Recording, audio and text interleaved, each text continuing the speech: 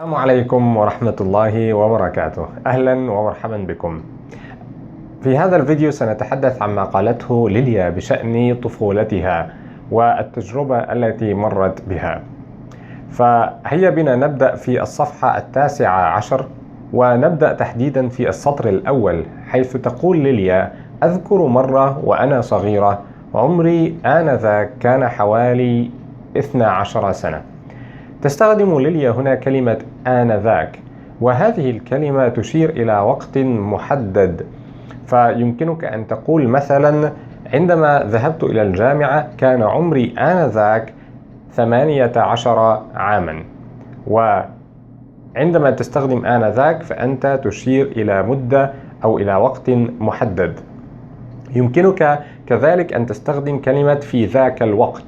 في ذاك الوقت مثلا في هذا المثال تقول ليليا: أذكر مرة وأنا صغيرة، عمري في ذاك الوقت كان حوالي 12 سنة. آنذاك أو في ذاك الوقت يمكنك استخدام أيا منهما. في السطر الثالث تقول ليليا: فقد تلقى عرضا مغريا للعمل هنالك لمدة 4 سنوات. وكثيرا ما نستخدم كلمة عرض أو عبارة عرض مغري في اللغة العربية، وهذا يعني أن كان هناك عرض جيد جدا، لذلك قبل والدها العمل. يمكنك أن تقول: اشتريت البيت لأنه كان عرضا مغريا. عرضا مغريا أي أنه عرض جيد جدا. بعد ذلك ننتقل إلى السطر السابع، حيث تقول ليليا: حتى إني خلتها تمزح معي.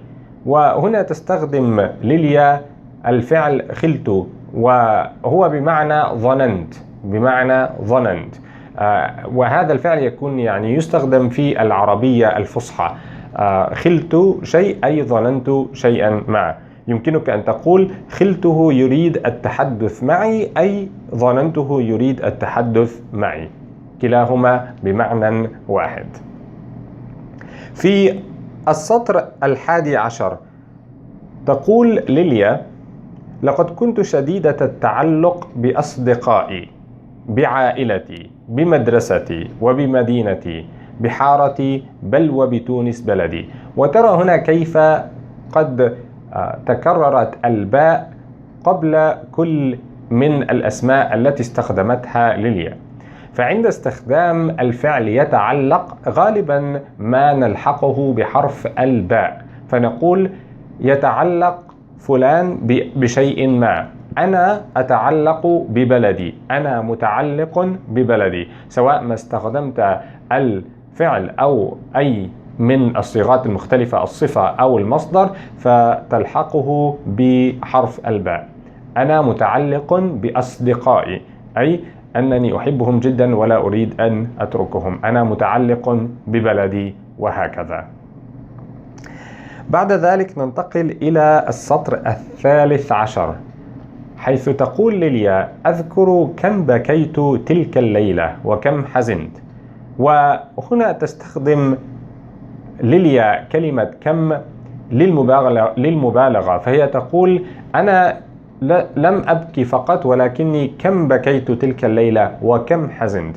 وعندما تستخدم كم قبل الفعل يمكنك أن تستخدم هذه الصيغة للمبالغة، للقول بأن شيئا قد حدث إلى حد كبير. كم حزنت، كم بكيت. فيمكنك أن تقول مثلا: كم رأيت من بلاد. إن كنت قد سافرت في حياتك إلى بلاد كثيرة فيمكنك أن تقول: كم رأيت من بلاد، أي أنك قد رأيت بلادا كثيرة جدا. فعند استخدام كم قبل الفعل هنا فهذا يعني المبالغة، أن أمر قد حدث إلى حد كبير. كم بكيت تلك الليلة وكم حزنت. عظيم. ننتقل بعد ذلك إلى السطر 15، ونريد فقط الإشارة هنا إلى استخدام آنذاك في سياق في كلمة أو في جملة أخرى تقول ليليا هنا كنت آنذاك في نهاية سنتي الأولى، أي كنت في ذاك الوقت في نهاية سنتي الأولى. فهي هنا تشير إلى وقت محدد، وكنا قد شرحنا هذا في بداية الفيديو. في السطر 28 تقول ليليا: ورفضت الحديث مع الجميع، رفضت الاندماج في المدرسة، وأصبحت أعاني من الأرق كذلك. فتستخدم ليليا هنا الفعل يعاني، وعند استخدام الفعل يعاني تلحقه بحرف الجر من، فتقول أنا أعاني من أمر ما، أنا أعاني من المرض، نسأل الله لكم السلامة. أنا أعاني من المرض أي أنك يعني مريض وهذا أمر شاق عليك، فتعاني من المرض. نسأل الله لك السلامة، هذا فقط للشرح.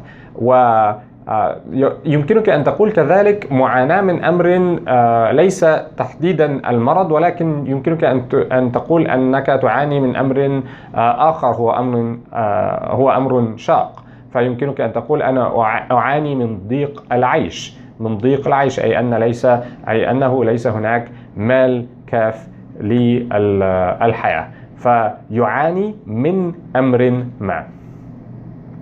بعد ذلك ننتقل إلى السطر 35 حيث تقول ليليا: ولكني كنت واعية تمام الوعي أن ذلك كان أيسر علي بكثير من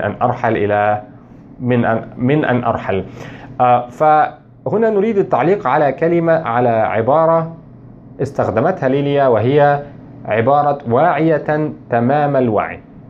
وهنا تستخدم ليليا هذه العبارة للتأكيد، هي تقول أنا كنت واعية تمام الوعي، أي أنها على وعي تام، على وعي شديد. ونستخدم هذه العبارة كثيرا، نقول مثلا أنا كنت واعيا تمام الوعي بأنني على حق. يمكنك أن تقول كذلك أنا أعرف تمام المعرفة، أنا أعلم تمام العلم، أنا متأكد تمام التأكد، وهكذا. وهذا للجزم وللتأكيد. يمكنك أن تقول مثلا أنا أعلم تمام العلم أن ما أفعله هو الحق. فهنا أنت تستخدم تمام والمصدر بعدها للتحقيق وللتأكيد على شيء ما. عظيم. ننتقل بعد ذلك إلى السطر 38 حيث تقول ليليا: والآن أنا مقتنعة أنه ليس بإمكاني التخلي عن بلدي وعما اعتدت عليه هنا أبدا. وتستخدم هنا ليليا الفعل يتخلى، وعند استخدام الفعل يتخلى فلا بد وأن تلحقه بحرف الجر عن، فتقول أنا لن أتخلى عن بلدي، أي أنا لن أترك بلدي.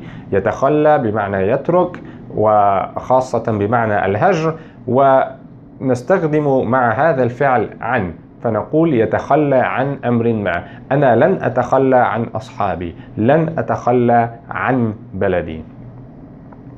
وبنفس الطريقة في السطر 42 في السطر الأخير تقول ليليا: ولكني بكل بساطة رفضتها، لا لشيء، ولكني فقط لا أستطيع الابتعاد عن أحبتي. كذلك عند استخدام الفعل يبتعد عن أو الفعل يبتعد، فلا بد أن تستخدم عن مع هذا الفعل أو من أي صيغة من هذا الفعل سواء المصدر أو غيره. فهنا تقول ليليا: لا أستطيع الابتعاد عن أحبتي، أنا لا أريد أن أبتعد عن بلدي، فنستخدم عن مع هذا الفعل أيضا. وبهذا نكون قد انتهينا من التعليق عما قالته ليليا بشأن طفولتها، وشرحنا استخدامات لعبارات مختلفة. ألقاكم في فيديو آخر إن شاء الله. أتمنى أن تكونوا قد استفدتم من هذا الفيديو. أشكركم شكرا جزيلا، والسلام عليكم ورحمة الله وبركاته.